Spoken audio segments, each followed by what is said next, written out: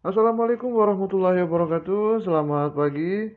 Bagaimana kabarnya hari ini? Mudah-mudahan kalian semua baik-baik saja. Berjumpa kembali dengan saya di video pembelajaran mata pelajaran sosiologi. Hari ini kita akan belajar tentang sosiologi sebagai ilmu sosial.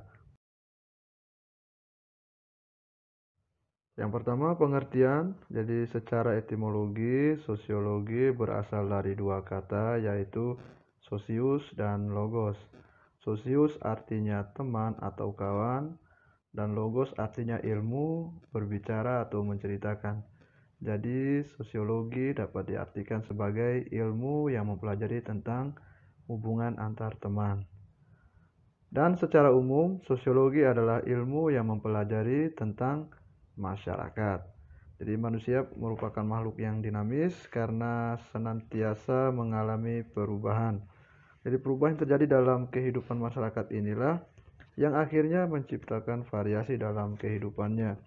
Misalnya tempat tinggal yang bervariasi, ras yang bervariasi, dan juga kebudayaan yang bervariasi. Jadi studi tentang manusia dan masyarakat yang begitu luasnya tidak cukup hanya menggunakan satu disiplin ilmu untuk mempelajarinya. Oleh karena itu, diperlukan berbagai disiplin ilmu lainnya untuk memahaminya. Salah satu disiplin ilmu yang mempelajari kehidupan manusia adalah sosiologi ini. Jadi sosiologi ini pertama kali dicetuskan oleh seorang filsafat Prancis yang bernama Auguste Comte. Sejak saat itu, Comte disebut sebagai Bapak Sosiologi.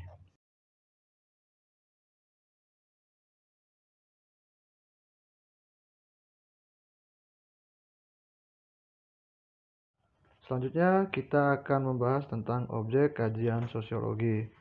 Jadi, ilmu sosiologi termasuk ilmu sosial sehingga objek kajiannya adalah masyarakat. Adapun yang dikaji berupa hubungan antar manusia dan proses yang muncul dari hubungan manusia di dalam masyarakat tersebut. Jadi secara terperinci, objek kajian sosiologi dapat dibedakan menjadi dua, yaitu yang pertama objek material dan juga yang kedua objek formal. Apa itu objek material? Objek material adalah objek yang meliputi kehidupan sosial, gejala-gejala sosial, dan proses hubungan antar manusia yang memengaruhi kesatuan manusia sendiri. Sedangkan objek formal adalah objek yang lebih menekankan pada manusia sebagai makhluk sosial dan masyarakat. Objek sosiologi yang begitu luas membuat para ahli memberikan batasan mengenai pengertian dan ciri masyarakat sebagai objek kajian sosiologi.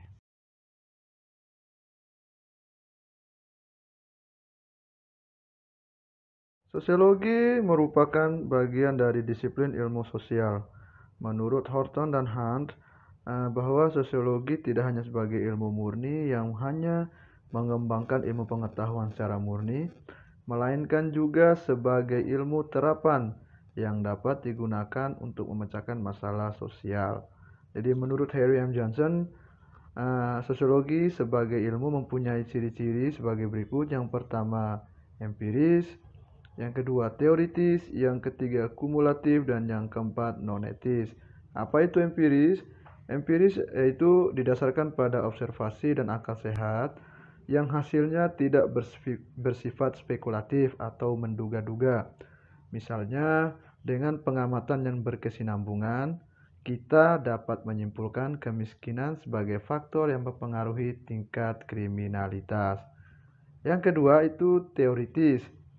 Teoritis yaitu selalu berusaha menyusun abstraksi dari hasil observasi yang konkret di lapangan. Abstraksi tersebut merupakan kerangka dari unsur-unsur yang tersusun secara logis dan bertujuan menjalankan hubungan sebab akibat sehingga menjadi sebuah teori. Yang ketiga itu kumulatif. Kumulatif yaitu disusun atas dasar teori-teori yang sudah ada, kemudian diperbaiki dan diperluas sehingga memperkuat teori-teori yang lama. Yang terakhir, yang keempat itu nonetis. Nonetis itu pembahasan suatu masalah tidak mempersoalkan baik atau buruknya masalah tersebut, namun lebih bertujuan untuk menjelaskan masalah tersebut secara mendalam, yaitu secara analisis atau melalui penyelidikan.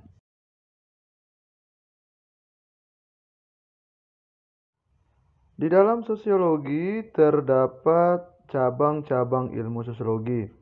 Ilmu sosiologi yang berkembang di masyarakat memiliki beberapa cabang yang disesuaikan dengan bidang keahliannya.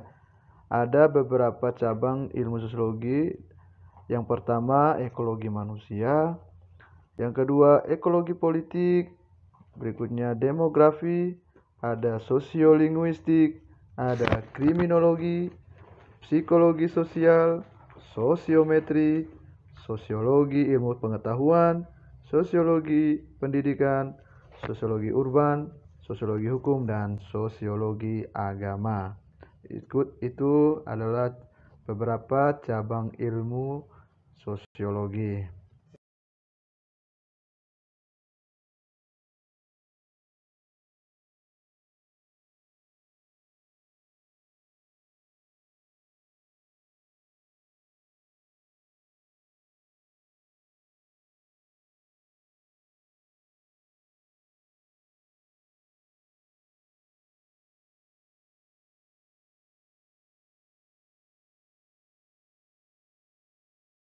Selanjutnya, hubungan sosiologi dengan ilmu lainnya.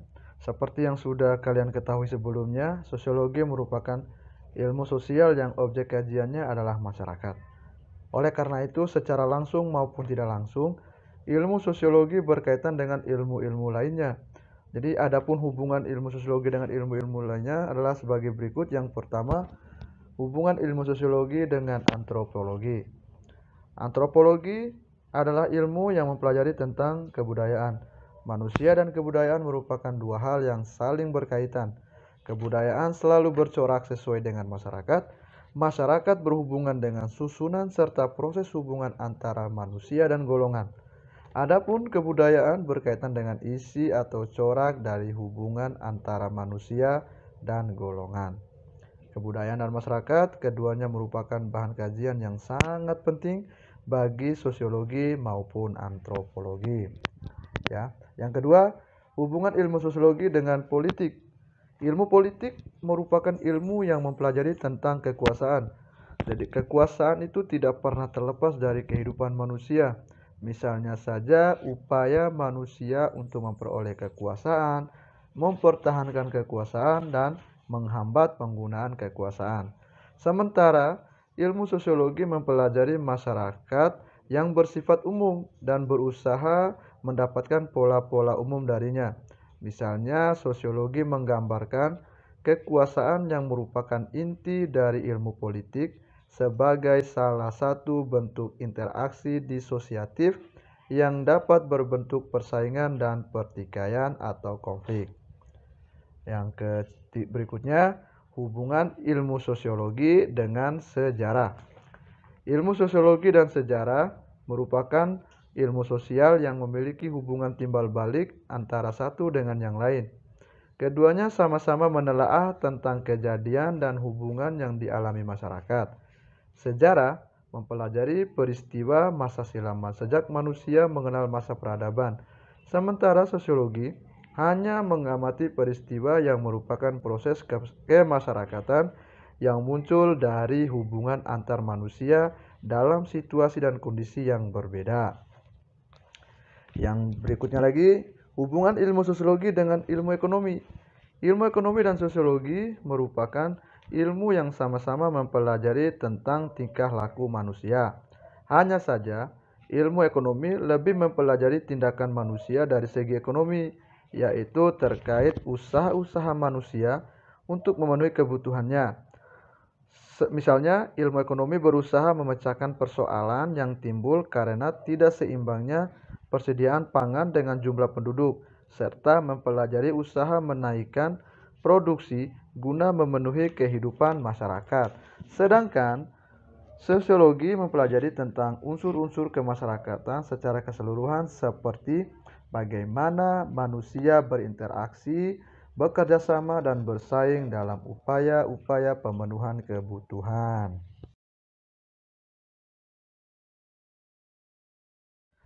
Yang terakhir itu peran sosiologi bagi masyarakat.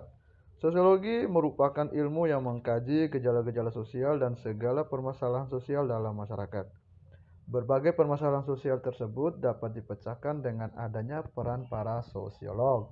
Nah, siapakah itu sosiolog atau apakah itu sosiolog? Sosiolog adalah orang yang mendalami ilmu sosiologi dan kemudian menjadi ahli dalam ilmu tersebut. Jadi berikut beberapa profesi yang umumnya diisi oleh para sosiolog menurut Horton dan Hunt. Yang pertama, sosiolog sebagai guru atau pendidik. Sebagai guru atau pendidik memiliki tugas yaitu memberikan penjelasan secara umum kepada anak didik agar memahami ilmu sosiologi.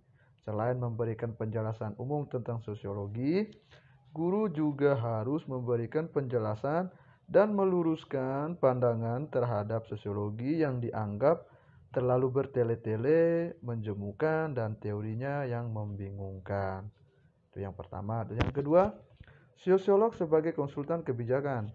Sosiolog juga dapat berperan sebagai seorang konsultan kebijakan.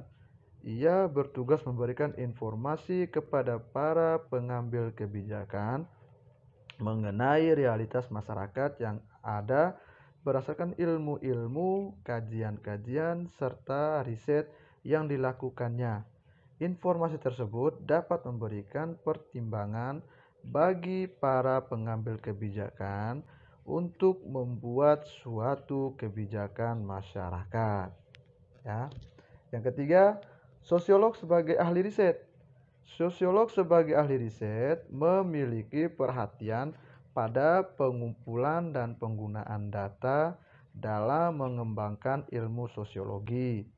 Nah, seseorang sosiolog harus mampu menjernihkan berbagai anggapan keliru yang berkembang dalam masyarakat. Misalnya, sosiolog melakukan riset ilmiah untuk mencari data tentang kehidupan sosial masyarakat. Nah, data yang diperoleh tersebut diolah menjadi suatu karya ilmiah yang berguna bagi pengambil kebijakan. Yang terakhir, peran sosiologi bagi masyarakat adalah sosiolog sebagai teknisi. Nah, sebagai seorang teknisi, sosiolog dituntut untuk menggunakan ilmu pengetahuan ilmiahnya dalam mencari nilai-nilai tertentu, seperti efisiensi kerja atau efektivitas suatu program pembangunan, ataupun suatu kegiatan masyarakat. Dalam hal ini, sosiolog berperan dalam memberikan saran-saran, baik dalam penyelesaian berbagai masalah hubungan masyarakat, masalah moral, maupun hubungan antar kelompok dalam suatu lembaga masyarakat.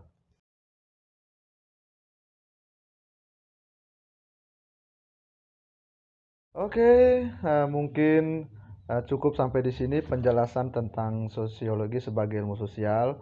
Eh, Cukup singkat, padat, jelas, dan akurat. Kita akan kembali bertemu di video-video selanjutnya. Sekian dan terima kasih. Wabillahi taufiq wal hidayah.